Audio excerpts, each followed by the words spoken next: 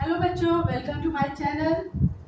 पिछली क्लास में हमने पढ़ा कि इलेक्ट्रॉनिक कॉन्फ़िगरेशन कैसे निकालते हैं, कि एलिमेंट सेल में कैसे इलेक्ट्रॉनों का फिल करते हैं। आज हम नए टॉपिक पे पढ़ेंगे how to calculate proton, neutron and electron. तो प्रोटॉन, न्यूट्रॉन, इलेक्ट्रॉन कहाँ होते हैं पहले वो हम देखेंगे। ये एक एटम है, न्यूट्रल एटम है। ये हमने एक एटम बनाया है, ये एक न्यूट्रल एटम है। इसके बीच में ये न्यूक्लियस होता है, आप सभी जानते हो। इसके अंदर, न्यूक्लियस के अंदर प्रोटॉन और न्यूट्रॉन होते हैं और इलेक्ट्रॉन ऑर्बिट में रिवॉल्व करते रहते हैं। इसी तरह हम देखेंगे प्रोटॉन पॉजिटिवली चार्ज होता है, न्यूट्रॉन न्यूट्रल होता है, इलेक्ट्रॉन नेगेटिव चार्ज होता है। तो इसीलिए ये जो एटम है वो न्यूट्रल है, पॉजिटिव नेगेटिव न्यूट्रल हो जाता है। तो अब हम देखेंगे ए को, एटॉमिक वेट को ए से दर्शाया जाता है। हम जानते हैं कि एटॉमिक वेट को ए से दिखाया जाता है, जो कि हमेशा ऊपर लिखा जाता है।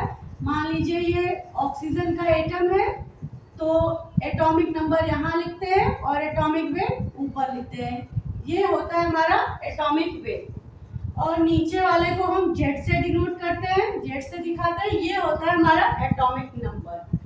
अब आप जानते हो एटॉमिक वेट को ए से दिखाया, एटॉमिक नंबर को जेड से दिखाया। तो पी फॉर प्रोटॉन, तो एटॉमिक नंबर हमेशा प्रोटॉन हमेशा एटॉमिक नंबर के बराबर होता है। इसी तरह अगर हमारा एटम न्यूट्रल है तो इलेक्ट्रॉन भी एटॉमिक नंबर के बराबर होगा, यानी कि Z = P = E। If atom is neutral, then E is equal to atomic number। यदि इस पे कोई भी ये आयन है, कोई भी ये एटम आयन है, जैसे Na+ हो गया, तो इसमें इलेक्ट्रॉन एटॉमिक नंबर के बराबर नहीं होंगे। प्रोटॉन्स इलेक्ट्रॉन्स बराबर नहीं होंगे। इसमें ये पॉजिटिव चार्ज है, इसलिए Cl नेगेटिव है, इसमें भी इलेक्ट्रॉनों की नंबर चेंज हो जाएगा, एटॉमिक नंबर और प्रोटॉन के बराबर नहीं होगा।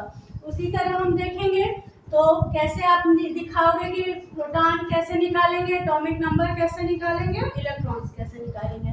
उसके बाद आता है न्यूट्रॉन। न्यूट्रॉन हमेशा atomic weight minus atomic number होता है। एटॉमिक वेट में से एटॉमिक नंबर आप माइनस करोगे तो न्यूट्रॉन आ जाएगा। या आपके पास प्रोटॉन है तो आप उसमें से एटॉमिक वेट में से प्रोटॉन को माइनस कर दोगे तो न्यूट्रॉन निकल आएगा। क्योंकि आप जानते हो atomic number is equal to proton. अगर प्रोटॉन भी दिया है तब भी आप न्यूट्रॉन निकाल लोगे, एटॉमिक नंबर दिया है तब भी आप इलेक्ट्रॉन निकाल लोगे। फॉर एग्जांपल हम नाइट्रोजन का एक एटम लेते हैं जिसमें एटॉमिक नंबर इज 7 और एटॉमिक वेट इज 14। अब इसमें हमें पता करना है इसमें प्रोटॉन्स कितने हैं। तो हम क्या करेंगे, Z = एग्जाम्पल में हम लेते हैं, जैसे ये नाइट्रोजन का एटम है, इसका एटॉमिक नंबर हो गया 7 और एटॉमिक वेट हो गया 14। अब हम इसको पता करना है कि इसमें प्रोटॉन्स कितने हैं। तो प्रोटॉन्स के लिए हमने पहले ही बताया कि atomic number equal to protons. तो एटॉमिक नंबर हमारा कितना है 7, तो प्रोटॉन्स में कितने होंगे 7 होंगे। अब हमें इसमें पता करना है न्यूट्रॉन। अब हम एग्जांपल लेते हैं नाइट्रोजन का, जिसका कि एटॉमिक नंबर 7 है और एटॉमिक वेट 14 है। अब हमें बताना है प्रोटॉन्स इसमें कितना है। जैसा कि मैंने पहले ही बताया atomic number equal to protons. तो एटॉमिक नंबर कितना है नाइट्रोजन का 7, तो प्रोटॉन्स भी कितने होंगे 7। अब हमें इलेक्ट्रॉन पता करना है। इलेक्ट्रॉन भी एटॉमिक नंबर के बराबर होता है इफ एटम इज न्यूट्रल। तो ये न्यूट्रल एटम है तो इलेक्ट्रॉन भी एटॉमिक नंबर के बराबर होंगे, यानी 7 ही होगा। अब हमें पता करना है न्यूट्रॉन। न्यूट्रॉन क्या होता है, atomic weight minus atomic number. तो एटॉमिक वेट हमारा कितना है 14 और एटॉमिक नंबर कितना है 7, तो 14 - 7 ये हो गया इसका न्यूट्रॉन। अब हम दूसरा एग्जांपल लेते हैं। जैसे तो हमने इसमें प्रोटॉन भी देख लिया कितने हैं 7, न्यूट्रॉन भी देख लिया, न्यूट्रल एटम है इसमें 7 और न्यूट्रॉन भी देख लिया कितने हैं 7। उसके बाद हम एग्जांपल लेते हैं सोडियम का।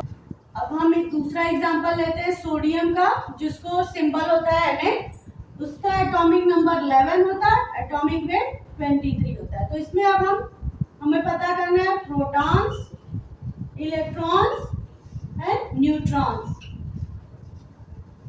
एटम न्यूट्रल है, इसलिए जितना भी एटॉमिक नंबर 11 है तो हमारा प्रोटॉन भी कितना होगा 11 होगा। तो प्रोटॉन कितना हुआ 11। फिर उसके बाद हम देखेंगे इलेक्ट्रॉन। एटम न्यूट्रल है तो जितना एटॉमिक नंबर होगा उतना प्रोटॉन होगा, उतना ही इलेक्ट्रॉन होगा। तो हमने इलेक्ट्रॉन भी देख लिया, कितने 11। अब हमें निकालना है न्यूट्रॉन। तो न्यूट्रॉन मैंने पहले ही बताया न्यूट्रॉन कितना होता है atomic weight minus atomic number. तो हमारा एटॉमिक नंबर कितना है, एटॉमिक वेट कितना है 23 और एटॉमिक नंबर कितना है 11। 23 माइनस 11 12। न्यूट्रॉन्स कितने हो गए 12। तो हमने देखा सोडियम के न्यूट्रल एटम में प्रोटॉन्स 11, इलेक्ट्रॉन्स 11 और न्यूट्रॉन्स 12। तो हमने सोडियम का इलेक्ट्रॉन, प्रोटॉन, न्यूट्रॉन निकाल लिया। अब हम थर्ड एग्जांपल लेते हैं आर्गन का। आर्गन क्या है, इनर्ट गैसेस। इसका एटॉमिक नंबर 18, एटॉमिक वेट 14। इसमें भी हम प्रोटॉन्स देखेंगे, इलेक्ट्रॉन्स देखेंगे और न्यूट्रॉन्स देखेंगे।